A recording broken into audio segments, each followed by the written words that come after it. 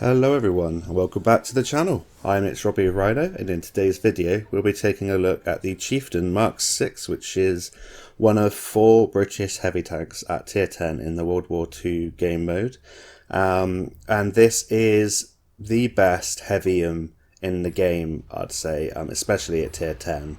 And if you don't know what a Heavium is, I'll talk you through that in just a second. I'll also talk you through the buffs that were given to this tank in October of last year in the Tanks Reforged series, and I have 3 gameplays for you which demonstrate how to play this tank in the Heavium game style.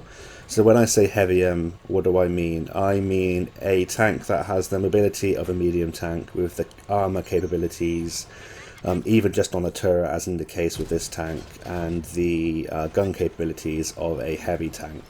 You can get to positions like a medium tank and you can fight like a heavy tank, and it leads itself to a very sort of aggressive kind of play style, I'd say. You don't have to be overly aggressive, but it means that you can get to position quickly, quicker than super heavies, quicker than other slower heavy tanks, and you can get into a nice defensive location on a ridge line, and you can make this gun sing, and you can rack up damage extremely quickly. It's a fantastic tank, this one, and the Heavium playstyle is one that, you know, it might be interesting if you're a sort of medium tank player, but you want a little bit more forgiveness in terms of the armour, or if you're a heavy tank player looking to get into medium tanks. So it's definitely a tank that I'd recommend. And yeah, we'll get straight into it and we'll talk about what they changed back in October last year.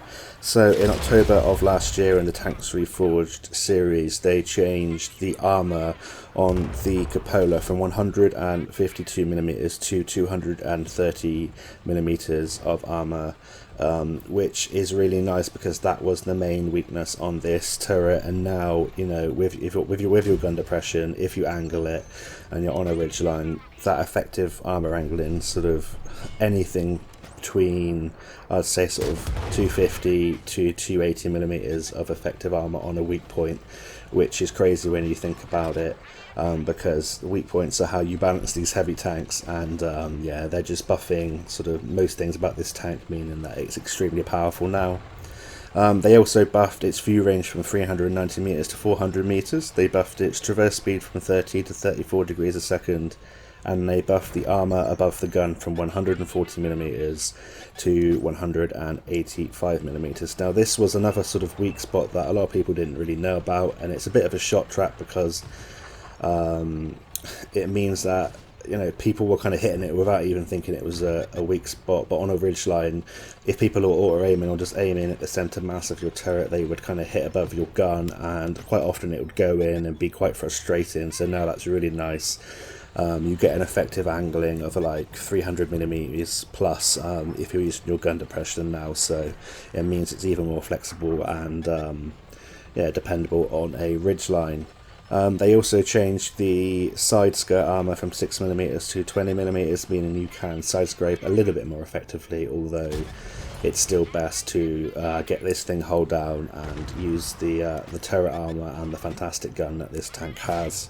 And in terms of the gun, they changed the premium penetration from 310 to 326mm. They changed your health, they give you an extra 100 hit points, which is really nice and makes it more durable during the battle. And they changed your top speed from 42 to 46 kilometers an hour forwards, meaning that you can get into position even quicker than you could before. And the last thing that they changed was the terrain resistances. They just buff them, meaning that you can get around the battlefield quicker regardless of whether you're on soft terrain, hard terrain, that kind of thing, and it just lends itself to playing that Heavium style gameplay even more. So if you didn't know, in terms of the sort of general mobility of this tank, if you don't have any mobility equipment, you're looking at a 13.64 power to weight ratio, 46 kilometers an hour forwards, 15 backwards, a 40-degree hull traverse and a 34-degree turret traverse a second. And that means that, you know, you can keep up with medium tanks, you can stop people, you know, getting around to your side, you can fight with medium and heavies, and usually keep up with the mediums and out-traverse and outmaneuver the heavy tanks. And it just means that you're extremely flexible. And in terms of the gun, if you didn't know what gun this tank has, maybe if you were a newer player or you haven't been down this line yet, it has a beautiful 120mm gun with a base DPM of 2,908. It deals 400 alpha damage on its standard APCR and premium APCR and 515 on its HE, with penetration on the standard APCR of 270mm, which is fantastic, and 326mm, which is really nice on its premium APCR. And on its HE, you actually have really nice HE rounds as well of 140mm, meaning that, you know, if you're finding some of those lightly armoured light tanks, medium tanks, then you definitely switch to some of the HE rounds and you will be racking up damage very quickly. As you'll see, I think it's in the second gameplay, or it might be the last one, but it'll be coming up very shortly, and you'll see just how good your DPM is when you switch to your HE rounds. In terms of its aim time, it's a 1.5 second aim time, which is phenomenal, and a 0.32 accuracy, which you will get down with your commander and equipment setup. You carry plenty of rounds at 64, and you have a gun depression of 10 degrees and an elevation of 20 degrees, and it's just an all-round tank. It performs exceptionally well as a heavy and as a medium. Very flexible. You can use it on ridge lines. You can get to the battle before all the other super heavies, and you can keep up with the mediums, and it just means that it's a very powerful tank. And I've seen so many people have 10k plus games in this tank, and yeah, I highly recommend you go for this tank and go up this line. So in terms of equipment, what do I use? Well, I run advanced loader, gun stabilizer, and improved ventilation.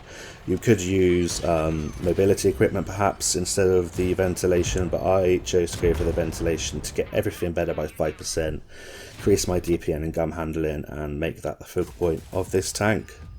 So that brings us to the end of that first gameplay there, where we finish MVP, pick up just shy of 3k direct damage.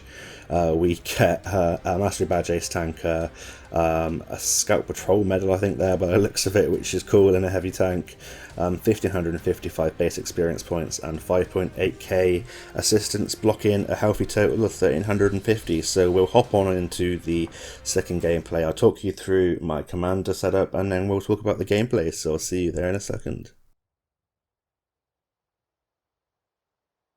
So we're now into the second replay of the video, and we're here on Redshire, which is another map with a lot of ridge lines and a great opportunity to use this nice turret armour and this fantastic gun. So I'll just finish off talking about my commander setup, which I use 6 Sense, Born Leader, Rapid Loading, Steady Aim, Rapid Aim, Snapshot, Run and Gun, Situational Awareness, and Armour Angling. It's a commander that I use on a couple of heavy tanks, hence the armour angling. I think it lends itself to sort of, you know, heavy tanks in general. Situational awareness, I just want to get my view range up because I don't use optics as an equipment slot. And gun handling skills, because this gun is fantastic and I just want to improve it even more and make sure that it's the focal point of the tank, and it's the thing that I want to make sing. It's the thing that I want to get to position and make sure my gun works and it hits accurately and dependably, and yeah, it actually hits very frequently as well, because with my commander and equipment setup, my DPM rises from 2,908, which is base, to 3,744. Which is really nice, and it means that you really do chunk things down when you start to hit your shells. I have a bit of a problem here at the start of this battle, sort of finding the right position, finding where the enemies are, and getting to a position where I'm able to make my gun sing. But when I do, we rack up damage very, very quickly. It might not turn out, spoiler alert, how we want to this battle, but we still have a good enough impact in terms of my input, I'd say, and we'll have a better round in the third replay with a victory. But having said that, it's still a really nice result, this one, and it just shows how quickly you can rack up damage. And this is the replay where I use some HE rounds to show you just how much that improves your DPM by if you're able to penetrate your HE rounds. Maybe you find something like a Waffly 100 and you unload into that, you definitely rack up damage quickly. You know, you're dealing 515 alpha damage with every HE shot, and with this reload you're definitely going to put out the hurt. So in terms of the gameplay here, we've come here just sort of overlooking the cap circle here on encounter on Redshire, and I found a good position now. I found where the enemies are. They've sort of flanked around down the one line, and they're all coming here to contest the cap circle. This is, I think it's quite a good cap circle to sort of defend from, because you have these ridge lines, and especially if you're on a tank like the Chieftain with 10 degrees of gun depression and nice turret armour, I'm able to poke up, get shots away, and poke back down and just wait until my teammates arrive, and I'm able to stay out of harm's way while I reload and poke back up when I need to. And I've been a bit unlucky with a few of these shells. A few of them have been badly aimed. We've only dealt 368 damage so far, but that does improve as the battle goes on. We get a nice shot there into the 72 1k that are crossing down the one line, and I'm just going to continue to try and fire at tanks, chunk them down, and help my team defend this cap circle here. And this is kind of a position where I'm using the limit of my 10 degrees of gun depression, and it just shows how flexible this tank is for a heavy tank. Getting here so quickly and being able to sit here and pump round after round into people is really nice. My base reload is 6.4 seconds now with my commander and equipment setup, and when I use my combat rations and I actively use them, I'm getting that down to sort of below 6 seconds, or just around 6 seconds, which is a phenomenal DPM. And it just means that you're going to stop people wanting to push you. This is a great tank if someone does actually YOLO you, or if someone does come after you. You're able to sort of track them, you're able to pump round after round into them, and in a sort of medium tank fashion you have that DPM, whereas other heavy tanks don't. Heavy tanks usually maybe have more armour, a worse reload, but you know, a bigger alpha damage, that kind of thing. Typically, obviously, it's not the case for every single heavy tank in the game, but this is a fantastic tank for its flexibility.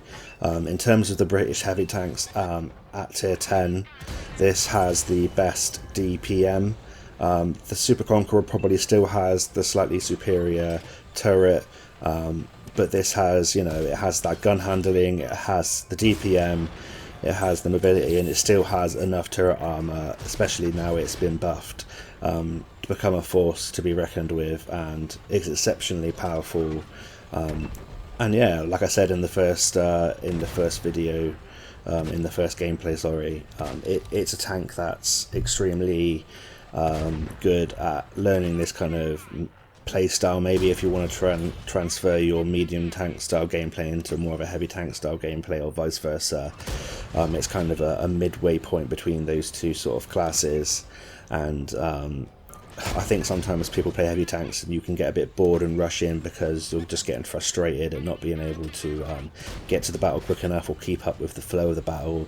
This thing's able to relocate and get around the battlefield, as well as your fighting capacity means that you're able to fend off opponents. And as you can see here, when you actually do eventually hit your shells, you do rack up the damage very quickly. And this FE4005 has come up from behind, put us onto a one-shot. We're only on 33 hit points of damage, so I switched to the HE rounds. I put one in, and I'm going to see if I'm able to finish off this FE4005 before he manages to reload. So now I put a couple shells in. He's now on a one-shot. We get our final shell in. Unfortunately, we kind of made a bit of a misplay there. We should have backed up behind his wreck. But looking at the scores at the top, we are probably going to lose this battle anyway. But yeah, in that short space of time, we managed to pick up a very healthy total. We managed to sort of have an impact at the end of that battle, and if a couple of people on our team maybe try and join the battle maybe a bit earlier, or maybe if I hit a few of my shells earlier on, then we might have been able to take this one down. Unfortunately for us, we don't manage to, and that's the end of that game, but we still have a nice result showing you how quickly you can pick up damage. So don't get frustrated if you don't pick it up straight away. Keep at it and eventually the damage will come. So we finished MVP, well, MVP, we finished top of our team, I should say, with 6.4k direct damage, 419 assistance.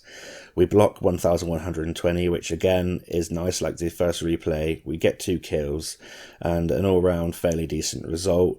I used a bit too much premium then to try and go through the hull of that WZ-111-5A that was in the back, or the Keelin, I think. I can't remember which one it was. But anyway, we'll hop on into the third replay and I'll talk you through what's happening in that one. So see you there.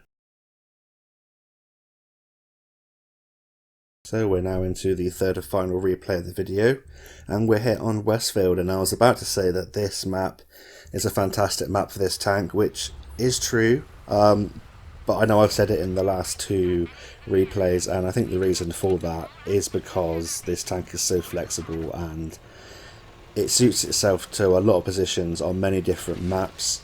If you come onto a city map, this might not be the easiest tank to perform well in. You might lose a lot more hit points than you would on a map like this where you're able to get hull down, but on the majority of maps there's at least 1 or 2 locations where you are able to set up, you know, a defensive location and get hull down, even if it's just behind a little bit of rubble on a city map. You want to try and avoid people hitting your lower plate because they will go through it from tiers 8 to 10, which you'll see your armour won't hold up on your lower plate or your upper plate really. You want to get this thing hold down and use the turret armour and make sure that you make this gun sing. And here on Westfield, I'm going to take this to the brawling location in sort of C3, C4 location, where a lot of the heavies usually sort of congregate. Unfortunately for me, my teammates, or a lot of my teammates, seem to have gone down the 0 line, an abnormally large number of them. I know this happens, you know, with these lemming trains occasionally, but the session that I was playing, it happened a lot on this evening, so it was a bit frustrating, which is the reason I'm hesitating now. I'm just having a look around to see what I've got supporting me, and if I notice that my friendlies are, you know, going in, I'm just going to go in and support them. I've made my kind of stand here by going to this flank. I could locate to the other side. I don't feel like I need to. With the mobility I could go all the way around, but as you can see, there was that light tank that's just been finished off, the Manticore. He went around quite a long way without spotting a lot of their enemy tanks, which means that he's either got a bad commander or there aren't too many of the enemies that way. It kind of led me to think that there's a lot of tanks just beyond this ridgeline in front of me, but I've noticed this 7201 case pushing up, so I'm going to push up with him. And I'm going to get into a hold down location on this ridge line, and we're going to set up a defensive location, and if needs be, I was prepared to make a sort of last stand kind of thing. If there was the whole kind of enemy team was just beyond this ridge line, I was going to just make a last stand and see how much damage I could do and try and hold off until our team hopefully pushed around the south. But it looks like there aren't, you know, too many. There's quite a few TD spotted down there and a heavy tank, so I'm just hoping if I pop over this ridge line, I'll be able to spot quite a few opponents trying to make their way up to this location. We do spot that FE 4005 take a blind shot at where he was, but unfortunately we don't connect. And now we've spotted this 268 version 5 at the back. Unfortunately, he's kind of just slightly out of our reach. He's hiding behind a little sort of ridge line at the background there. We aim for the Capoeira on top. Unfortunately, we bounced. That thing's also received a buff, so that's a hard tank to penetrate. I noticed there's a 268 version 4, so in a moment you're going to see me swap to premium shells. It's really not necessary in a lot of battles, but when you're coming up against something like 268 version 4, and I feel like this flank is the one I feel like we're going to have to win this battle, I think that I will just want to try and make every shot count I can afford the credits, so I'm just going to load the premium, and as it's been buffed, it should be able to go through the lower plate now of the 268 version 4, especially if he's angling up towards us, and I'm also going to aim for weak points where I'm able to. But there is this 50B pushing out for the open field, so at the start of this battle I'm going to take the low-hanging fruit. I'm going to take the easiest shots and try and get at least one tank out of the game. I'm just going to poke up whenever I'm reloaded and fire whenever I'm reloaded, maximising my DPM, get shot after shot into this 50B, and hopefully he's not going to be able to make it to this ridgeline. As you can see, we've put about 3 or 4 shots into him now, and now it's in a one shot. I'm hoping that we'll be able to finish this 50B with this shot, aim for the turret which just flies in, and we take out that 50B, and you can see how quickly you're able to take out tanks with this DPM. When this gun gets firing and you get into a location that works, it works exceptionally well, and that was an absolutely fantastic shot there. I say fantastic shot like it was skill. It was a good shot, but I was lucky to get the ammo rack, but I'm taking all that I can, and that pushes our damage total already to 4k direct damage and 1144 assistance. We snap a shot in there on the T288 prototype using the RBRT. Fantastic skill there, which just shows the accuracy of this gun. And you know, when you're running things like run and gun or with gun perks, that's the kind of accuracy that you can expect to have in this tank. So I'm a little bit worried that there's a 4005 to the left of me somewhere. I'm guessing he's just popped down into the ridge lines, but I don't want to lose my tank so far because there's still 6 enemy players on the opponent, and I just want to try and get as much out of this game as possible, considering we've been blessed with that ammo rack, and I want to try and make the best game possible out of this tank. Fortunately for us, these TDs, this 4005 and this 268 version 4, sorry, have fallen back a little bit, which means that I'm able to push up to this ridge line, and I'm able to be the sort of aggressor in this situation. I've still got my heavy tank to the right of me, meaning that they might not be tempted to come up and sort of swarm me, and I'm just trying to get as many shells in as possible at these tanks while I can. We spot the 705A, we dodge his shell with our nice mobility, and we put 2 shots into him and finish him off. This 140 is going to be a bit of a thorn in my side. Unfortunately, he's going to be slightly frustrating to play against. I'm trying to wiggle my gun just so that it makes it a little bit of a harder shot for this 268 version 4. Unfortunately, we take a shot from the back there, and I think it's the 140 firing heat rounds. At least it sounded like that sort of sizzling heat coming from the penetration when he was hitting my turret. I still have 713 hit points though, and I'm not afraid to lose, you know, a few hit points. Fortunately, our armor's holding up against some of the rounds, and I want to be careful if I take any more damage, and that was the one round that now made me think I've got to just be careful, because I'm a one-shot for that version 4, and I'll be a one-shot for the TD that's all over in K7. So that version 4 gets shut down, and it's just this medium tank. I'm just going backwards and forwards, side to side on this ridgeline, trying to make myself as hard of a target as possible. I am a one-shot now for that 140, and I don't want to get taken out. I want to see if I'm able to take him out. I can't quite see where he is. I'm just wiggling around, hoping that he doesn't fire. Unfortunately for us, we just do track damage of that one, but the 268 version 5 shuts the 140 down and ends that round.